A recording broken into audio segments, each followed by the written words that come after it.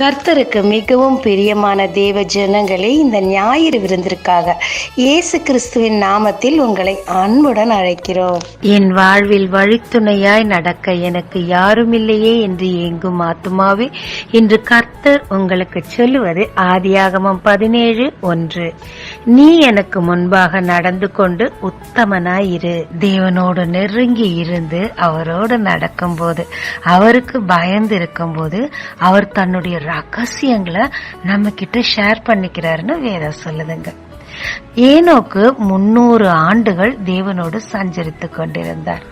ஆகையினால வரும் காரியங்களை குறித்த சகல வெளிப்பாடுகளையும் தேவன் அவரோடு பகிர்ந்திருக்கிறாரு. அவர் அதை குறித்து மற்றவர்களுக்கு பிரசங்கம் பண்ணி வான் பண்ணிருக்கிறாருங்க. மீகா 6:8 நீ மனத்தாழ்மையாய் தேவனுக்கு முன்னாடி நடப்பதையே நான் விரும்புறேன், இதைத்தானே நான் உன்கிட்ட கேக்குறேன், வேற என்னத்தை கேட்டேன்னு கர்த்தர் நம்ம கிட்ட கேக்குறாருங்க. ஆதியாகமம் 17:1 கூட மீகால இருக்கிற மாதிரியே ஆபிரகாம் கிட்ட எனக்கு முன்னாடி உத்தமனா நடன்னு சொல்லி கர்த்தர் அவர்கிட்ட கேக்குறாருங்க. அவர் அப்படியே நடந்தபடியினால்தான் இன்று வரைக்கும் விசுவாச தகப்பனாக இருக்கிறாருங்க. அப்படி இந்த உலகத்துல நாம் தேவனோடு நடக்கும் போது தேவன் நமக்கு கொடுக்கிற ரிவார்டு என்ன தெரியுமா? வெளிப்படுத்துதல் 3:4 வெண்வஸ்திரம் தரித்து என்னோடு கூட நடப்பார்கள்னு சொல்லுகிறாரு. இம்மையில அவரோடு கூட நாம் நடக்கும் போது மறும வரைக்கும் கண்டினியூவா நம்மோடு கூட அவர் நடக்கிறாருங்க. அது ரொம்ப பெருமையாவும் நினைக்கிறாரு. ஆதியாகமம் 6:9 நோவா நீதிமான் குற்றமற்றவன் தேவனோடு நடந்தார்னு சொல்லுங்க. தேவனோடு நாம் நடக்கும் போது தேவன் நமக்கு கொடுக்கிற எவ்வளவு அழகான பெயர்கள், நீதிமான், குற்றமற்றவன் சொல்லி. லேவியர் 26:12, 2 கொரிந்தியர் 6:16 நீ என்னோடு உலாவி என் ஜனமா இருக்கும் போது நானும் உன் நடுவில் உலாவி உன் தேவனாய் இருப்பேன்னு அழுத்தமா கர்த்தர் நமக்கு சொல்லுகிறாருங்க. நம்ம ஹஸ்பண்டோட கைய கோத்துட்டு சாயங்காலத்துல நிறைய காரியங்களை பேசிட்டே அமைதியா நடக்கும் போது எவ்வளவு இனிமையா இருக்கும்.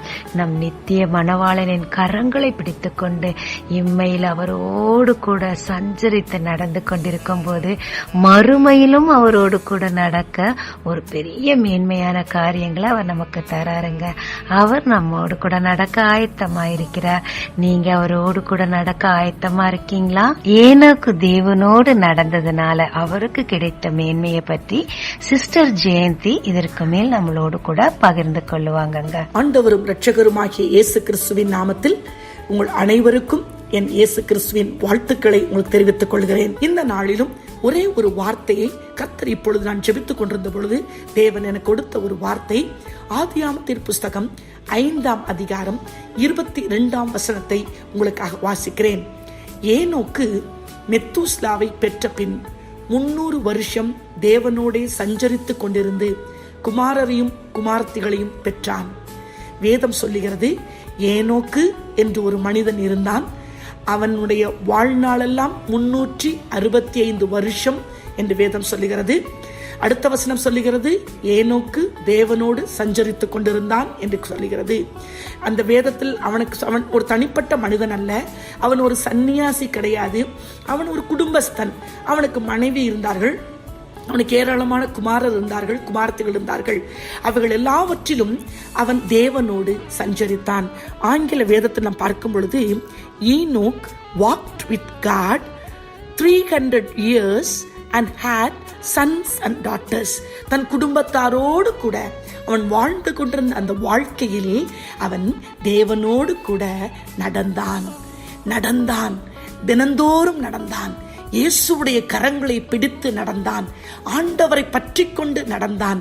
இந்த நாளிலும் நாம் முதலாவதாக பார்க்கிற முதல் காரியம், இந்த கடினமான சூழ்நிலையில நாம் பிடித்துக் கொள்ளக்கூடிய ஒரே ஒரு கரம் உண்டென்றால் அது நசரேயனாகிய இயேசு கிறிஸ்துவினுடைய கரம்.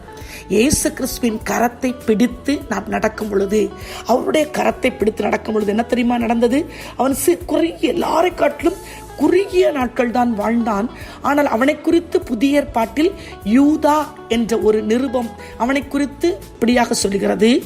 ஆதாமுக்கு 7ஆம் தலைமுறையான ஏனோக்கு ஒரு காரியத்தை சொன்னான். யாருக்கும் தெரியாது. எத்தனையோ நூற்றாண்டுகள், எத்தனையோ ஆயிரக்கணக்கான ஆண்டுகளுக்கு பின்னாடி நடக்கப் போகிற ஒரு சம்பவத்தை தமக்கு விரோதமாய் அவபக்தியுள்ள பாவிகள் பேசின கடின வார்த்தைகள் எல்லாவற்றின் நிமித்தமும் அவர்களை கண்டிக்கிறதற்கு ஆயிரமான தமது பரிசுத்தவான்களோடு கூட கர்த்தர் வருகிறார் என்று முன்னறிவித்தான்.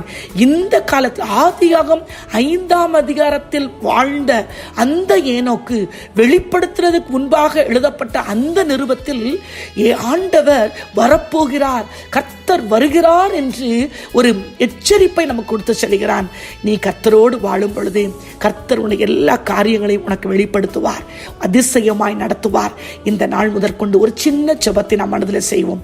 ஆண்டவரே, என்னுடைய வாழ்க்கையில இன்று முதல் நான் எதுவரைக்கும் எப்படி இருந்தா பரவாயில்லப்பா, இன்று நீர் வரப்போகிறீன்ற பயத்தோடும் எச்சரிப்போடும் ஏனோக்கை போல உம்முடைய கரத்தை பிடித்து நான் நடக்க எனக்கு உதவி செய்யும். கண்களை மூடி ஆண்டவரை நோக்கி பார்த்து ஒரு சிறிய ஜெபத்தை உங்களுக்காக நான் ஜெபிக்க விரும்புகிறேன். நடப்பேன் இயேசுவுடன், நடப்பேன் காலமெல்லாம், நடப்பேன் இயேசுவுடன், நடப்பேன் காலமெல்லாம். பள்ளத்தாக்கில் அவலீலி, சாரோனில் அவரோஜா, பள்ளத்தாக்கில் அவலீலி, சாரோனில் அவரோஜா. நீதிமான் ஏனோக்கை போல பதறாமலே சஞ்சரிப்பே, அவர் அழைத்திடும் நாள் வரையில் அவர் இதயத்தில் இடம் பெறுவேன்.